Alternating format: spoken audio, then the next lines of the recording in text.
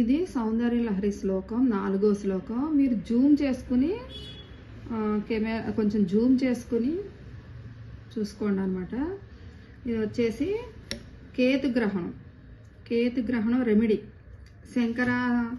శంకరాభరణ రాగం అనమాట. అయితే త్వధన్యః పాణిభ్యాం, త్వధన్యః హా పలకాలి, పాణిభ్యాం ఇక్కడ 0 పెట్టుకోవాలి, మా దగ్గర ఆ పెట్టుకోవాలి, ఇక్కడ 0 పెట్టుకోవాలి, ఇక్కడ ఆ పెట్టుకోవాలి, ఇక్కడ హా పలకాలి. త్వధన్యః పాణిభ్యాం అభయవరదో దైవతగణః, ఇక్కడ కూడా హా పెట్టుకోవాలి. త్వధన్యః పాణిభ్యాం అభయవరదో దైవతగణః. ఇది సా కింద తావత్తు యావత్తు వచ్చింది, స్థా అని వస్తుంది.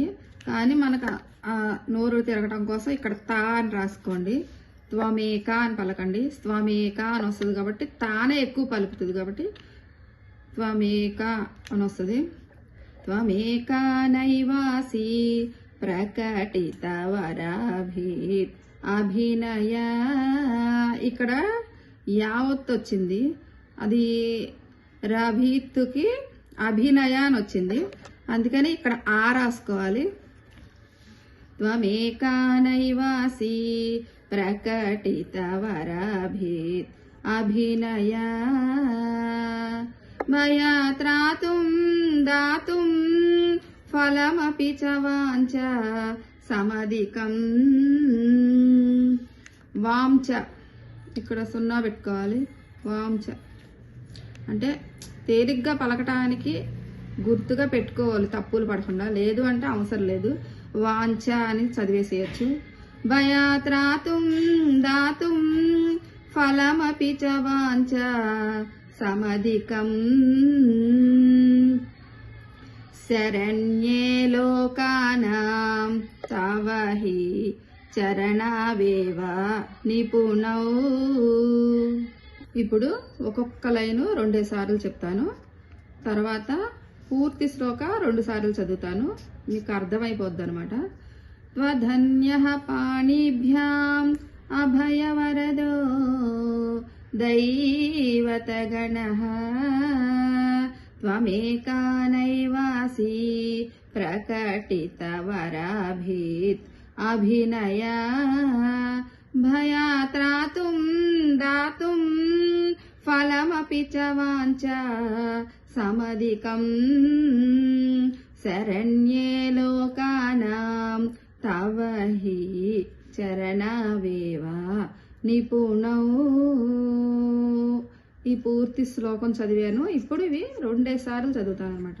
త్వధన్యః పాణిభ్యాం అభయవరదో దైవతగణః త్వధన్యః పాణిభ్యాం అభయవరదో దైవతగణః త్వమేకా నైవాసి ప్రకటితవరాభీత్ అభినయ త్వమేకా నైవాసి ప్రకటితవరాభీత్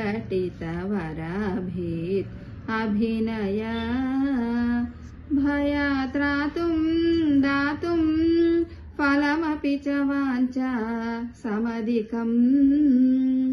భయాత్రాతుం దాతుం ఫలమపి చ వాంఛ సమధికం. శరణ్యే లోకానాం తవ హి చరణావేవ నిపుణౌ. శరణ్యే లోకానాం తవ హి చరణావేవ నిపుణౌ. త్వధన్యః పాణిభ్యాం అభయవరదో దైవతగణః త్వమేకా నైవాసి ప్రకటితవరాభీత్ అభినయ భయాత్రాతుం దాతుం ఫలమపి చ వాంఛా సమధికం శరణ్యే లోకానాం తవ హి చరణావేవ నిపుణౌ. ఇదనమాట. మీకు అర్థమైందని అనుకుంటున్నాను. చాలా తేలిగ్గా అర్థమయ్యేటట్టు చెప్పాను నేను. ప్రాక్టీస్ చేయాలి, బాగా ప్రాక్టీస్ చేసి కంఠస్థం పట్టేస్తే అప్పుడు ఈజీగా చదువుకుంటాకు వస్తుంది. ఎక్కడికన్నా వెళ్ళినా ఎవరన్నా అడిగినా కూడా పలానా చోట నేర్చుకున్నామని చెప్పటానికి ఉంటుంది. ఎందుకంటే నాకు నా గౌరవం ఎలా ఉన్నా నాకు నేర్పిన గురువు గారికి చెడ్డ పేరు రాకూడదు అనమాట. మీరు ఎలా పడితే అలా చదువుకోకుండా మంచిగా నేర్చుకుని చదువుకోండి. ఇంత తేలిగ్గా చెప్పాను. ఎవరికైనా చదువు రానోళ్ళకైనా ఈజీగా అర్థమైపోద్ది అనమాట.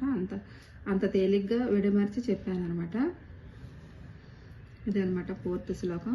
తర్వాత శ్లోకాస్ ఉన్నాయి, అష్టకాలు ఉన్నాయి, మంగళహారతులు ఉన్నాయి.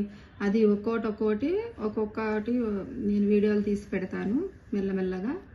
అవి కూడా అప్పుడప్పుడు నేర్చుకోండి ఖాళీ ఉన్నప్పుడు. ఎప్పుడన్నా పూజల్లో మంగళహారతులు పాడుకోవటానికి అలా బాగుంటుంది అనమాట.